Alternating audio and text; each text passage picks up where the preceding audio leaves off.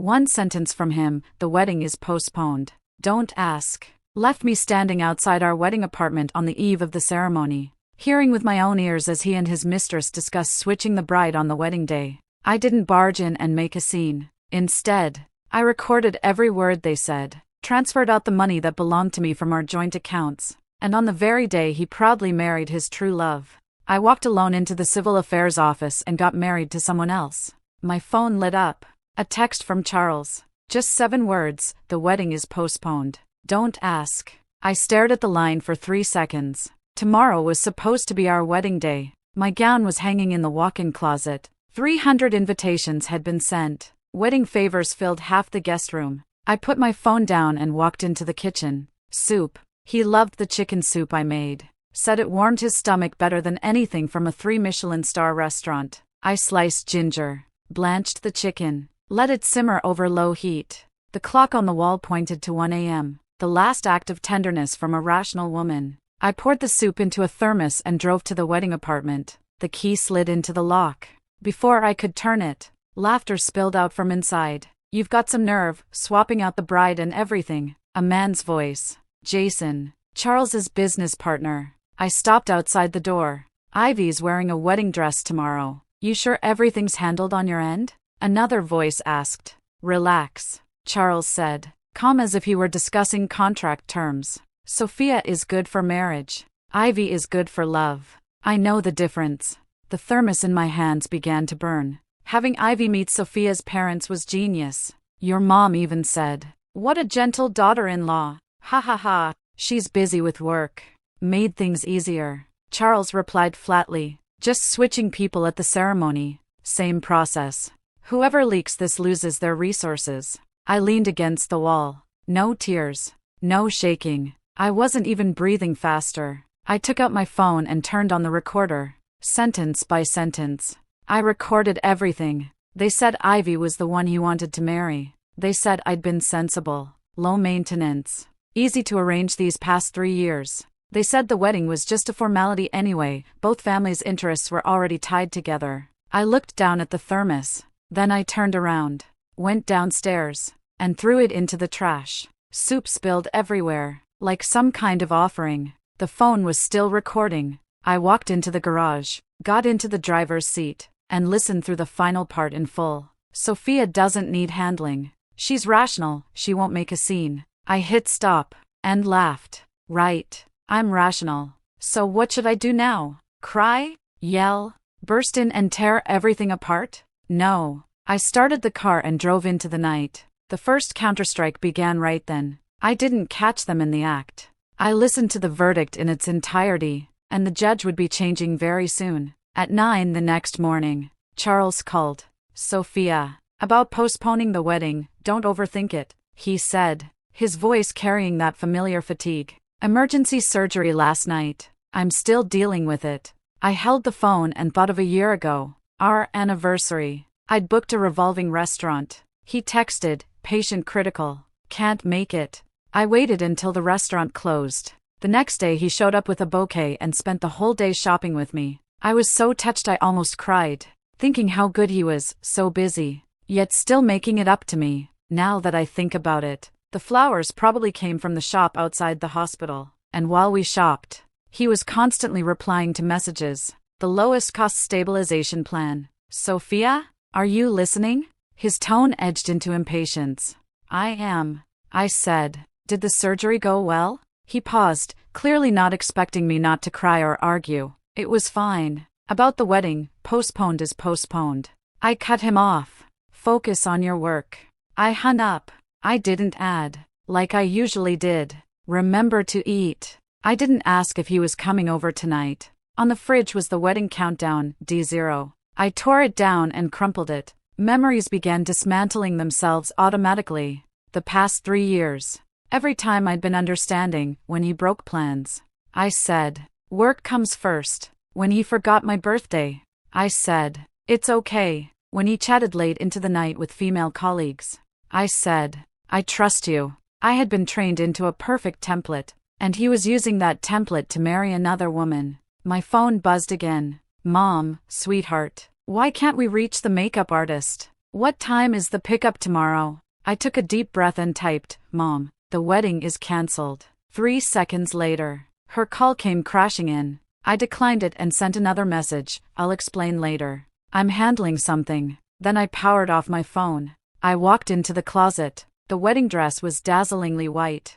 I touched the fabric. For the first time, a clear thought formed, I don't want this marriage anymore. This wasn't heartbreak. It was a cold reboot after cognitive collapse. When I turned my phone back on, WeChat flooded with 99 plus messages. I skipped all the inquiries and tapped on a new friend request. The profile picture showed a girl in a white dress, smiling brightly. Verification message, I'm Ivy, Charles's fiancée. I accepted. 3 seconds later, her feed updated. 9 wedding photos. Charles had his arm around her waist, lowering his head to kiss her forehead. Caption, 10 years of love. And I finally get to marry you at Charles. The comments exploded. Congratulations. Campus sweethearts at last. 10 years, so hard won. Didn't Charles give up a national competition just to take Ivy to the airport back then? That's real love. I scrolled through them one by one. First photo, the two of them exchanging looks in the library. That day Charles told me there was a department meeting and not to wait for him.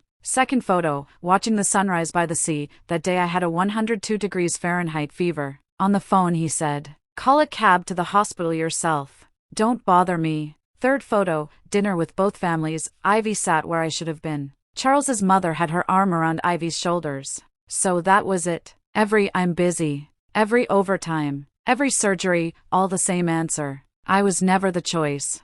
I was the backup. The phone slipped from my hand, the screen cracking into a spider web. I didn't pick it up.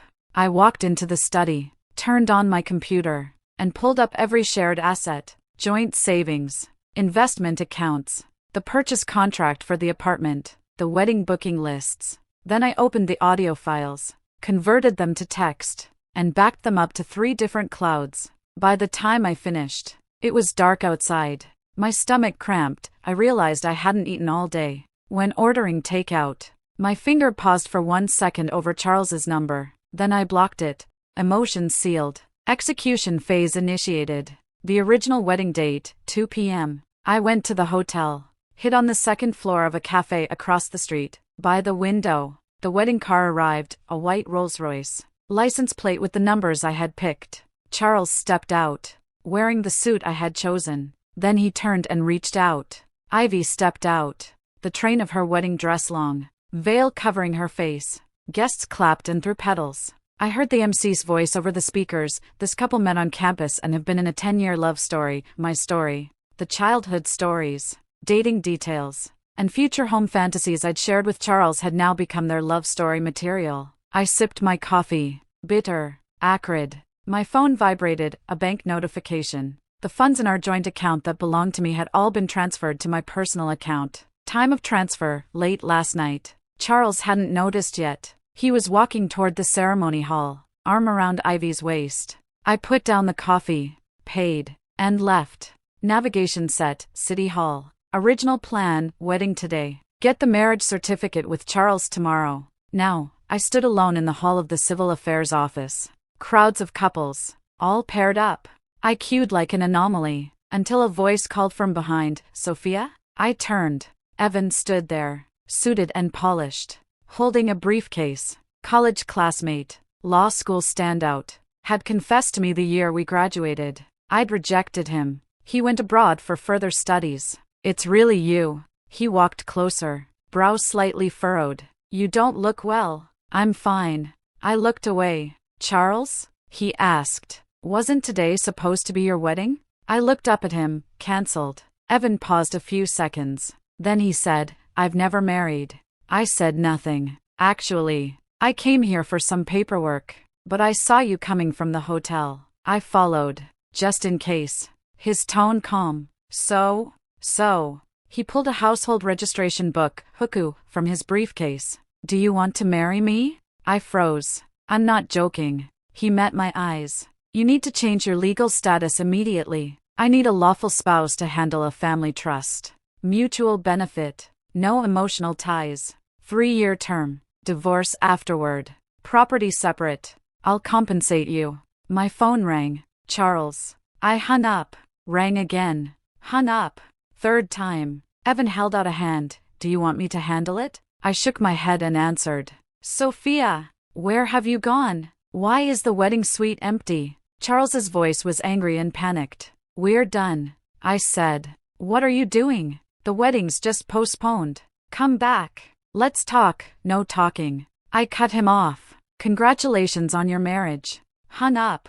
Blocked his number. I looked at Evan. In his hands, Huku and ID. The agreement's here, he said, handing me a document. Sign or not. Your choice. I took it. Flipped to the key page. 3-year. Sexless marriage. Mutual non-interference. 7-figure compensation. Why me? I asked. Because you're rational. You won't make a scene. He paused. And I don't want to see you get hurt. My phone buzzed again. Mom, sweetheart. Charles's mom called. Did you two break up? What happened? I took a deep breath and looked at Evan. Let's go get the certificate. Red booklet in hand. It took just 20 minutes. Evan handed me a copy of the agreement. Notarization appointment tomorrow? Fine. Where are you staying now? He asked. Hotel. Not safe. I have an apartment in the city. Key padlock. You can stay temporarily. He wrote down the address. Don't worry. I won't go in. I took the paper. Phone buzzed again. Unknown number. Picked up. Charles. Voice barely containing anger. Sophia. One last chance. Come back. Let's talk in person. Talk about what? I asked calmly. Talk about your stubbornness. The wedding was only postponed. Did you have to empty the wedding suite and block me? That's immature. I looked at the marriage certificate in my hand. New ID photo, Evan serious. My eyes empty. Charles. I said. We're really done. Done? Did I agree? He shouted. Where are you now? I'll find you. No need. Sophia. Don't force me to storm your office. I paused, then tomorrow at 3 p.m. Starbucks. I'll return your ring. Hung up. Evan looked at me. Do you need a lawyer present? No. I put the certificate in my bag. I can handle it myself. Next afternoon. Starbucks. Charles arrived early, scowling. I pushed the ring box across. Here. He didn't take it. What do you mean? Literal meaning. Ivy walked out from the restroom. Naturally sat next to Charles, linking her arm with his. Sister Sophia. Don't be like this. Charles didn't sleep last night. I looked at her. Congratulations on your marriage. Her expression stiffened. Charles stared at me. Sophia. I know you're angry, but marriage isn't a joke. I'm asking seriously, are you willing to continue? I smiled. No. Ivy cut in. Sister. Charles and I have been together for a while. We just didn't want to hurt you. No need to explain. I stood. Placed the ring back in the box. I'm leaving. Stop. Charles grabbed my wrist. What do you want? I pulled my hand back. Took out the red booklet. Slammed it on the table. This. Both froze. Charles picked up the certificate. Flipped through it. Face turning pale. Evan? That guy from college who confessed? You just married someone to spite me? His voice trembled. Yesterday. I said, taking back the booklet. Oh, and the joint account money? Transferred, my share. I'll have a lawyer calculate and return the wedding house funds. Goodbye. I turned to leave. Heard Ivy scream, what does she mean? She got married? And the sound of Charles smashing a cup. Moved into Evan's apartment. Minimalist decor. Law books covering the study wall. I slept in the master bedroom. He stayed in a hotel. A week later, I went back to work. The MA deal had reached a critical stage, and I was chairing the project meeting. My phone vibrated. A private message from Ivy. A photo. She was lying on the wedding bed, wearing my silk pajamas, Charles's birthday gift to me. The background was the master bedroom of the wedding apartment. Caption, sis. The wedding bed is really soft. Thanks for decorating everything so thoughtfully. Then a second message, a voice note. I tapped it and let it play on speaker. Charles said you like firm mattresses, but my back isn't great. So he changed it to a soft one right away. He treats me so well. Her voice was sickeningly sweet. In the conference room, my subordinates all lowered their heads, pretending not to hear. I turned off my phone. Continue, I said, pointing at the PPT. Item 3, the earn-out clause. The meeting ran until 9 p.m. Afterward, I sat alone in the empty conference room and reopened the photo. I stared at it for 10 seconds. Then I deleted the chat and blocked Ivy. My stomach started cramping again. Only then did I realize I hadn't eaten lunch or dinner. There was a knock on the office door. Evan stood there, holding an insulated bag. "Your assistant said you didn't eat," he said as he walked in, taking out several containers. Chicken soup, vegetables, rice. I froze. "Eat while it's hot." He sat down and opened his laptop. "I'll handle some work, don't mind me." The chicken soup smelled wonderful, different from my recipe, but richer. Halfway through, Evan looked up. "My grandfather's 80th birthday is this weekend. I'll need you to attend as my spouse. Any problem?" "No. I'll arrange the dress. The driver will pick you up." He paused. "Also, if you need legal assistance with your former fiancé, I can recommend a good lawyer." "Not for now." He nodded and kept typing. I finished the soup. Warmth spread from my stomach to my limbs. For the first time, I was being cared for rather than drained. My phone vibrated again. "Mom, sweetheart. Evan's mom just called and invited us to dinner this weekend. What's going on?" I replied, "Mom, I'm married. I'll bring him to meet you this weekend." 3 seconds later, my phone exploded with calls. This time, I answered with a smile. Weekend. Evan's grandfather's birthday banquet. The elite were everywhere. I wore a silver gown Evan had prepared. My arm looped through his as we entered. He quietly introduced each guest. I smiled and nodded. "Nervous?" he asked. "No." "Good." Halfway through the banquet, Evan's mother held my hand and chatted warmly. Completely natural. I took a photo of the banquet and posted it to my feed, family gathering. Warm as spring. I didn't tag anyone, but in the corner of the photo, Evan's profile was clearly visible. 3 minutes later, the comments exploded. Mutual friends asked one after another, "Is that Evan? You and him?" I replied to all of them with the same line, "Yes. My husband." Half an hour later, Charles called Evan's phone. Evan handed it to me. "It's for you." I answered. "Sophia!" Charles roared. "Have you lost your mind? You married Evan? Do you even know who he is?" "I do. He's using you. His family's fighting over inheritance. He needs a married status." "I know," I said calmly. "A contract marriage. 3-year term." Dead silence on the other end. Then, hoarsely, "You'd rather enter a contract marriage with him than forgive me?" "It's not about forgiveness." I looked at Evan chatting with guests not far away. "It's that you're not worthy." "Sophia, I was wrong. I really was. Ivy and I were just what?" I cut in. "Just true love? Just couldn't help yourselves? Just that I was too boring?" He choked. "Charles, don't look for me again," I said. "Oh, and next month Evan and I are having a wedding. You're welcome to attend." "You're still having a wedding?" "Of course." I smiled. "Long Island estate. Exactly the way I like it." I hung up and returned the phone to Evan. He raised an eyebrow. Provoking him? Just telling the truth. I lifted my champagne glass. "Your grandfather said he'd gift us a wedding. Didn't he?" "He did." Evan looked at me. "Do you really want one?" "I do." I nodded. "Grand. Lavish.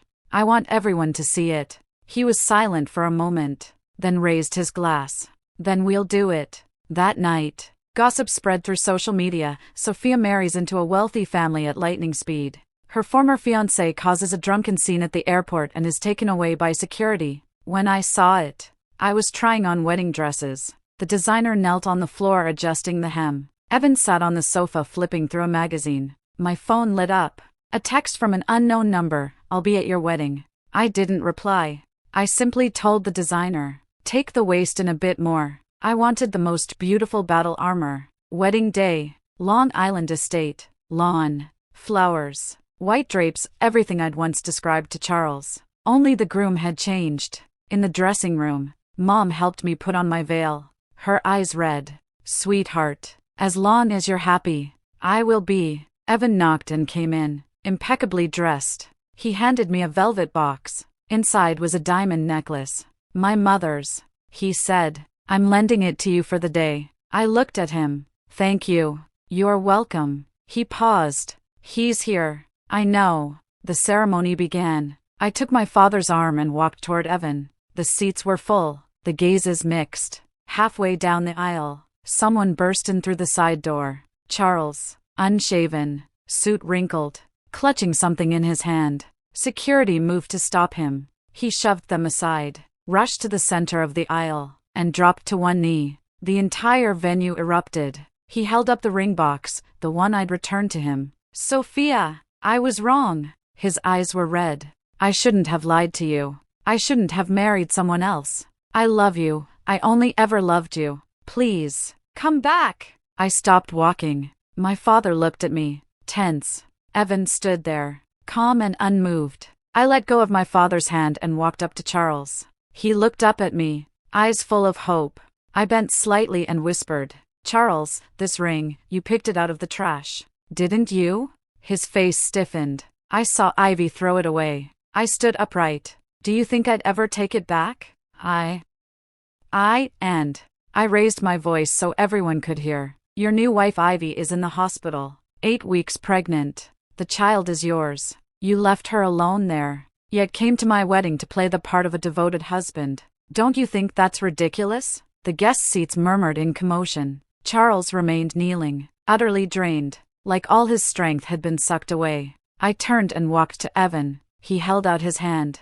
I took it. The MC tried to continue the ceremony, his voice trembling. During the ring exchange, Evan whispered in my ear, beautiful counterstrike. I smiled. Not over yet. Sure enough, as soon as the ceremony ended, 2 security guards escorted Charles out. He struggled, turning back, shouting, Sophia, you'll regret this. Evan doesn't love you. He's just using you. Evan wrapped his arm around my waist and kissed me in front of everyone. A restrained, gentle kiss, just enough to touch, then release. He whispered in my ear, contract addendum, perform affection on cue for extra compensation. I laughed out loud. Deal. Applause thundered through the room. Charles disappeared completely from sight. 6 months later, at the obstetrics hospital, after my checkup, Evan went to pick up the prescriptions. Around a corner, we ran into 2 people. Charles was supporting a heavily pregnant Ivy, looking haggard. Her belly was far larger than mine. She seemed close to giving birth. Our eyes met. Ivy spoke first, her tone sharp. Well, what a coincidence. Sophia, you're pregnant too? With Evans? I ignored her and looked at Charles. He had lost a lot of weight. His face was hollow, his lab coat wrinkled. Sophia, his voice hoarse. Are you okay? Great. I glanced down at my report. Baby's healthy. Ivy sneered. Who knows if it's really Evans? After all, you 2 married so quickly, Ivy. Charles bellowed. Shut up. Ivy froze, then screamed, You're yelling at me? Over this bitch? People in the hallway all turned to look. Evan returned with the medicine, naturally looping an arm around my shoulder. Wife. Got your medicine. Who are these? My ex-fiancé and his wife. I said. Evan nodded. Congratulations to you both. Charles stared at Evan holding my hand, pain in his eyes. Ivy suddenly clutched her belly. Ah, it hurts. Charles panicked. Supporting her. What's wrong? The baby kicked me. Ivy glared at me. It's your fault. You upset my baby. Evan smiled. Do you need me to call a doctor? No. Charles grit his teeth. Let's go. He helped Ivy away, their backs messy and defeated. Evan looked down at me. You okay? I'm fine. I rubbed my slightly rounded belly. The baby just moved. It's like it's saying, Mom, ignore them. He smiled, the first time so gentle. Let's go home, he said. Back in the car, I scrolled through my social feed. Ivy posted an ultrasound image with the caption, The baby will be strong with Mom. Unaffected by that scum. Comments from mutual friends. Has your husband handled the hospital stuff? I frowned and checked the news. 3 days ago, the hospital where Charles worked had a medical accident. One surgery he led resulted in patient paralysis due to malpractice. Family took it to the media. The hospital is investigating. In the comments section, someone anonymously revealed, Dr. Charles has a messy personal life, cheating during marriage, even letting his mistress pose as his fiancée to meet parents. Over 100 likes. I turned off my phone. Sunlight streamed through the window. Another month passed. Evan was in the study working, I sat on the sofa reading a parenting book. My phone rang. A former mutual friend. Lisa. Sophia. Did you hear? Charles is in trouble. I've heard. The hospital wants to fire him. Families are demanding millions in compensation. He's mortgaged his house. Lisa hesitated. And Ivy keeps yelling at him, saying he's useless. How will they raise the baby?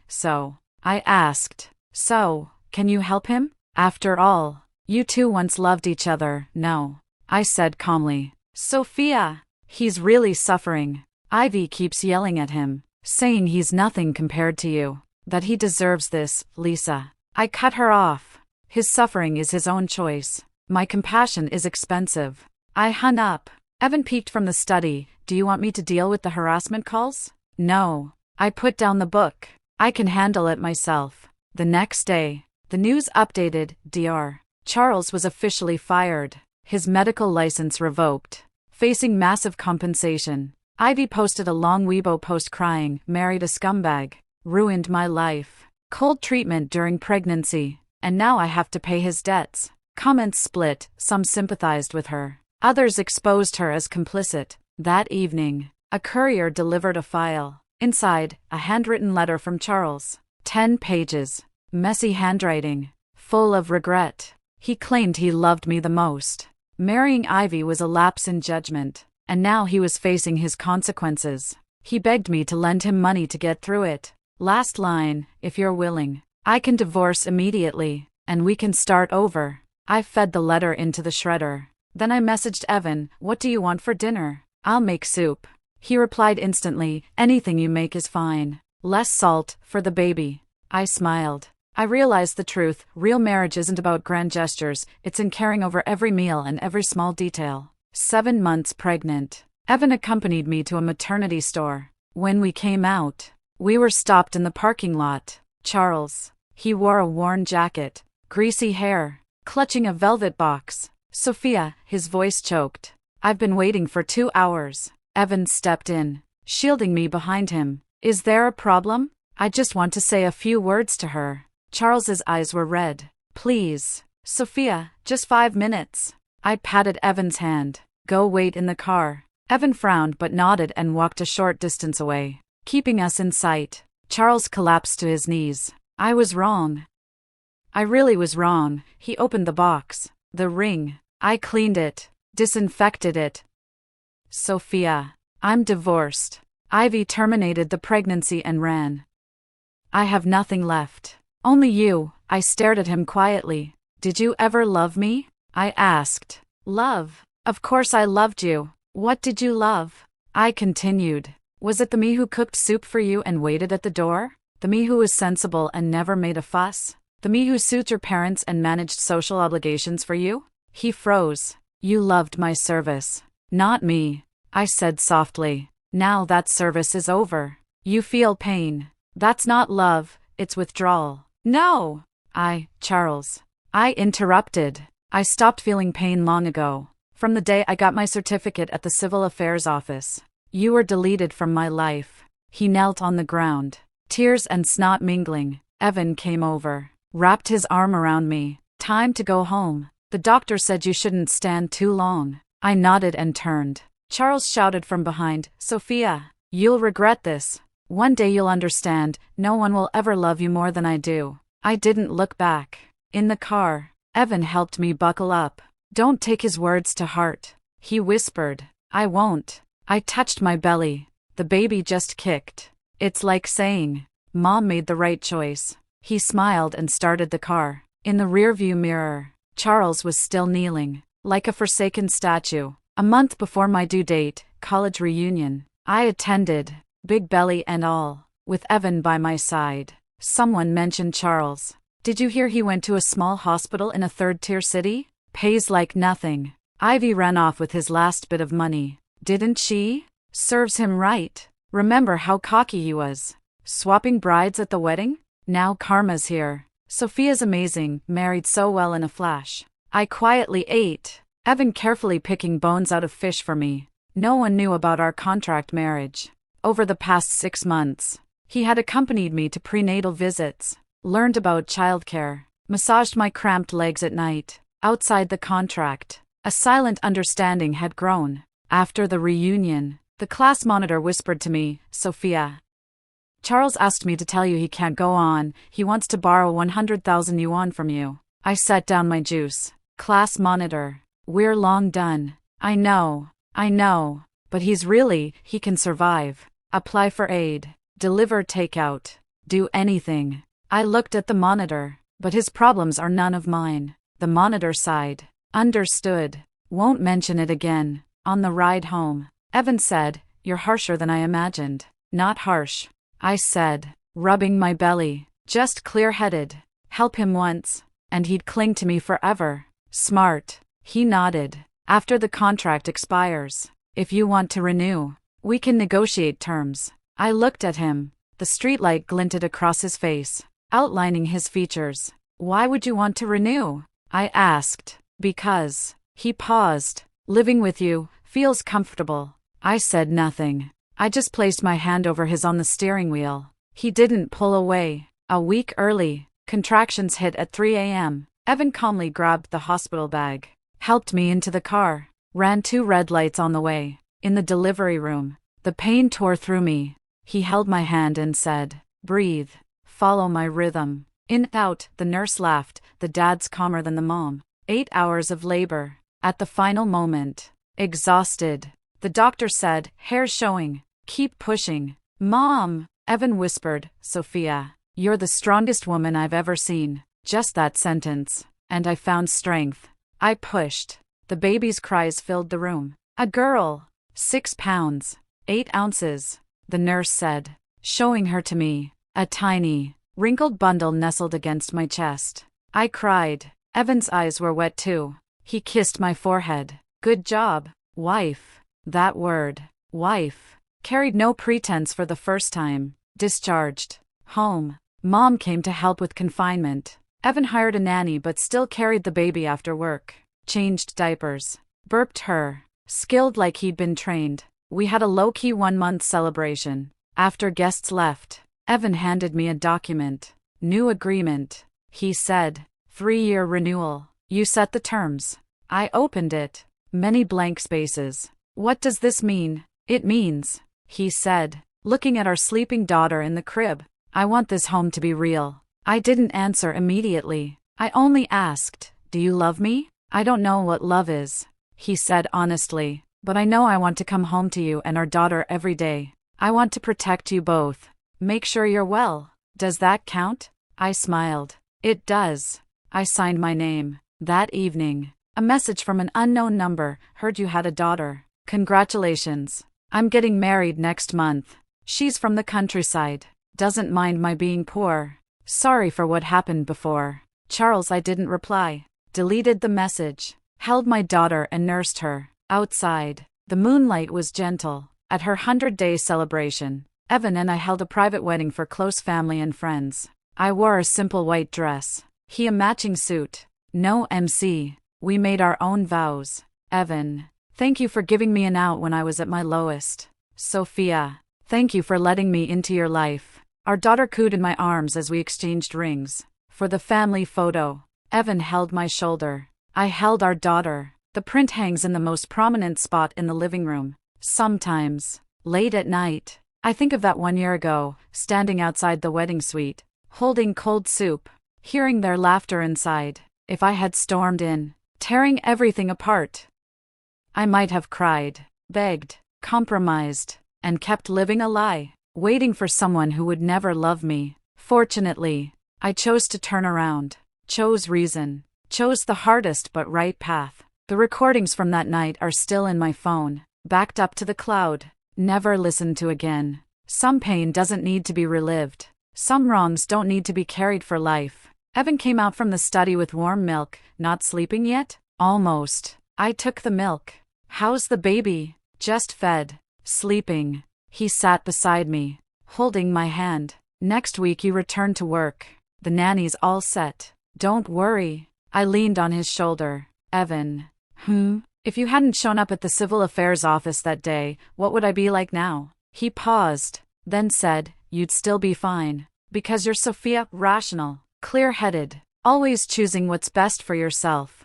I smiled. He was right. Leaving the wrong person isn't the start of a tragedy, it's the best acquisition of your life. I acquired a new life, a new family, a new self. The price, one night of heart-wrenching pain. The reward, a lifetime of peace. Worth it. Outside, the city lights sparkled. Inside, my daughter's breathing was steady, my husband's hand warm. I closed my eyes. Finally, I slept a nightmare-free sleep.